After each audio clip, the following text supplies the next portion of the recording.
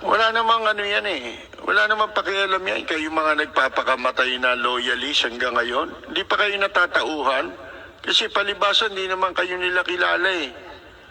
Ang mga ano dyan, kilala lang dyan, yun lang ang nakikinabang. Panahon ng loyalist hinuthutan pa kayo ng barya-barya, di ba? Ng mga, ito si Alona Alegre nga pala, maalala ko. Namatay na raw yan eh, si Alona Alegre. Yan, kilala ko niyan, si Alona Alegre.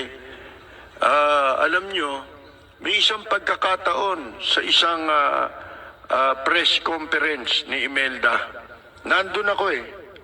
Presidente noon, si Presidente Ramos na, ang presidente noon. Hindi, si Cory pa pala, malapit na magkaroon ng eleksyon. Nakaupo ko sa isang malayo, o konti pa tao. Dumating si Imelda, hindi ko alam na darating si Imelda ron. Umupo ron sa presidential table, at meron akong binabasa kaya nakayuko ako eh. Tapos biglang may lumapit sa akin natataranta na sabi, "Uy, tinatawag ka ni ma'am." Ha? Pagtingin ko gano'n, nandun pala si Imelda. Di lumapit ako. Tapos sabi niya sa akin, "Oh, bakit narito ka?" Kasi dito ako may standby lagi, ma'am eh. Ganun ba? Oo. Sige, mamaya mag-usap tayo. Biglang dumami tao. Mga kaibigan, dami. Napuno kasi maliit yung venue. Napakaliit ng venue. Punong-puno ng tao. Nakita ko si Alona Alegre nung hinatid na namin si Imelda pababa. May elevator eh. Hinatid ko ron hanggang sa elevator. Tapos pagbalik ko, kinukuyog ng kapwa loyalist si Alona Alegre. Umiiyak sa akin, sabi niya, "Percy, inaaway nila ako." Nakita ko pa, dinuran siya nung isang matanda sa mukha eh. Yung mga nagkakaperak sa rally. Hindi ako pwede makialam. Baka madamay ako, baka bugbugin yung mga babae na matatanda eh. Mga kaibigan eh. Ayaw nila na mapapalapit ka siguro kay Imelda. Si Alona Alegre nasaksihan ko hirap niyan. Wala namang kinikita yung tao doon sa rally. Minsan nga natutulog pa yan sa kubol.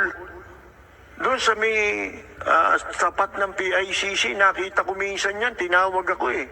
Sabi niya, "Saan ka pupuntahan niya?" Gabi na eh, uuwi na ako kako. Nakita ko pag ni Marcos, yung ba mga yan natulungan nila. Sabi ko nga sa inyo, di ba may mga taong gumastos pa ng pera, naubos ang kayamanang naimpok. Dahil dyan, inaasahang ibabalik sa kanila. Wala po. Nung umuwi dito si Imelda at ang kanyang pamilya, hindi sila nakalapit eh. Mabuti pa ako eh. Napatawag ako eh. Doon sa Philippine Plaza, di ba doon sila unang tumuloy?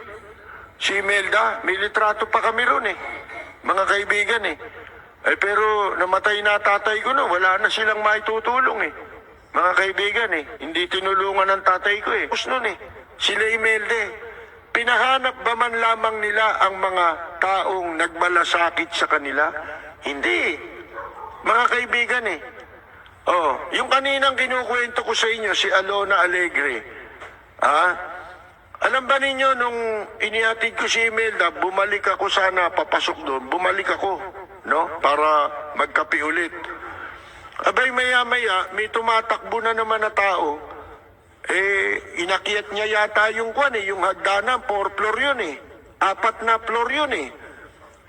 Humahangos yung tao, nakalawit ang dila.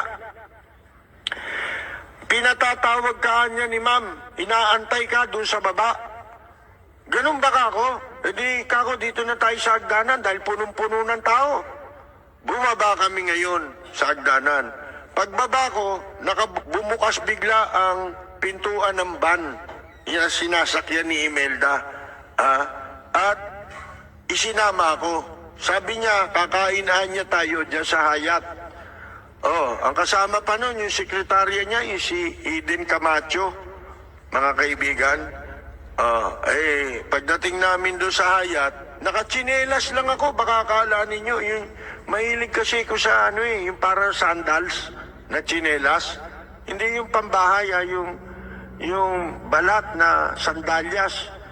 Oh, yung nakalabas ang mga daliri, ha? Mga kaibigan.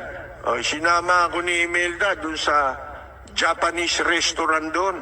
Eh, pagpasok pa lang namin, nandun na yung manager no na bading. Ay, mistiso. Gandang lalaki, nakakuan eh. Nakabarong na lintik ang kulay, ang tingkad eh, parang pang-artista eh. Oh, tapos may daladalang bouquet. Sipin mo, kakain na si Imelda eh, may bouquet. Ha? Oh, kumain kami ron. Eh, kayo ba na isama sa ganyan yan? Para paniwalaan niyo yung mga taong yan? Kayo maniniwala dyan. Ha? Di ba nung umuwi sila dito, baka akala ninyo, yan si Bongbong, nung unang kumandidato yan, pag uwi nila rito, talo yan eh. Senador ang tinakbuhan niya, natalo yan. Mga kaibigan, 1992, kung di ako nagkakamali. Kumandidatong senador yan. O 1995. Kung hindi 92, 95. Talo siya noon. At nung siya ay tumakbo rin, hanapin ninyo sa Google, itinakwil yan ng KBL eh. O bakit? Ayaw niyang ma-identify sa mga dating Marcos. Ngayon na lang yan kasi wala na siyang ibang pupuntahan eh. Wala na siyang paghahakutan ng supporter eh, mga kaibigan. Kaya pinagtsatsagaan niya na kayo. Ngayon lang yan. Kaya huwag kayong magpakabaliw. Mas maniwala kayo sa amin sapagkat kami may experience. Ang kinukwento ko sa inyo'y karanasan sa mga yan, mga kaibigan. Walang kwentang tao yan. Diba? Pinakilala pa sa akin nung isang kabarkada niya